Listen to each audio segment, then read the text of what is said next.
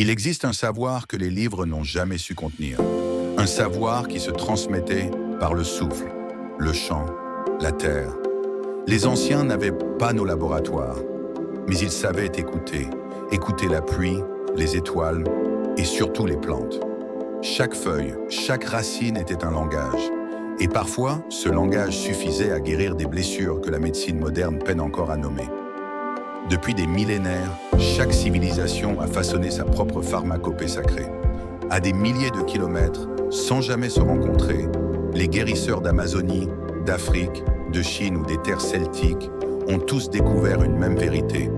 La nature ne soigne pas seulement le corps, elle soigne l'âme. Amazonie, les Shipibo, Conibos, Pérou. Les Icaros, champs médecine, sont reçus directement en rêve des plantes. L'ayahuasca, la chacruna, le mapacho.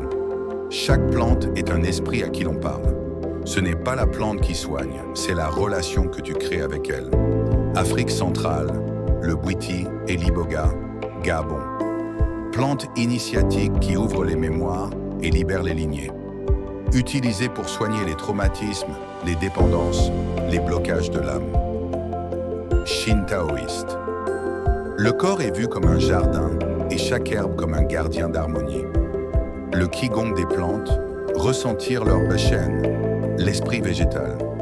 Tradition celtique et druidique. L'aubépine pour apaiser le cœur. Le gui, plante des rituels sacrés.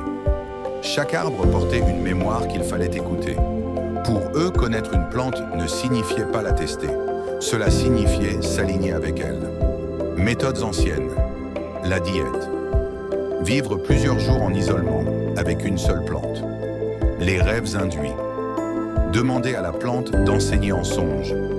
La lecture du corps. Sentir comment elle transforme l'énergie, l'émotion. Les chants guides. Laisser naître un chant spontané, comme une prière canalisée. Et toujours, le respect. Une plante ne se coupe pas. Elle se cueille en demandant la permission. On ne prend pas, on reçoit. Aujourd'hui, la science confirme lentement ce que les anciens pressentaient par intuition. L'ayahuasca, la psilocybine, l'iboga.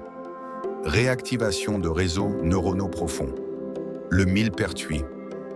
Utilisé par les Celtes, prescrit aujourd'hui contre la dépression légère. La rose, médecine du cœur dans les rituels soufis et validée en cohérence cardiaque. La sauge blanche, plante sacrée amérindienne, désormais reconnue antibactérienne et relaxante. La science met des mots nouveaux sur des murmures que la nature répète depuis toujours.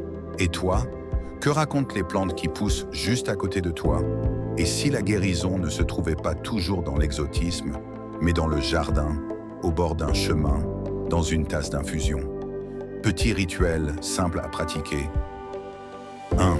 Choisis une plante qui t'appelle. Lavande, ortie, romarin, millepertuis. 2. Crée un petit hôtel vivant.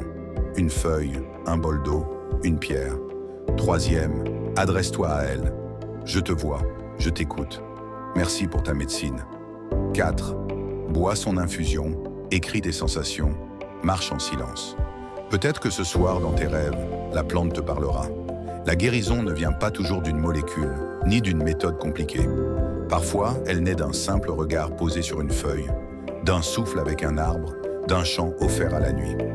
Les peuples qui guérissent avec les plantes ne sont pas un mythe. Ils existent encore, et leurs savoirs peuvent redevenir vivants. Si nous acceptons, nous aussi, d'écouter à nouveau.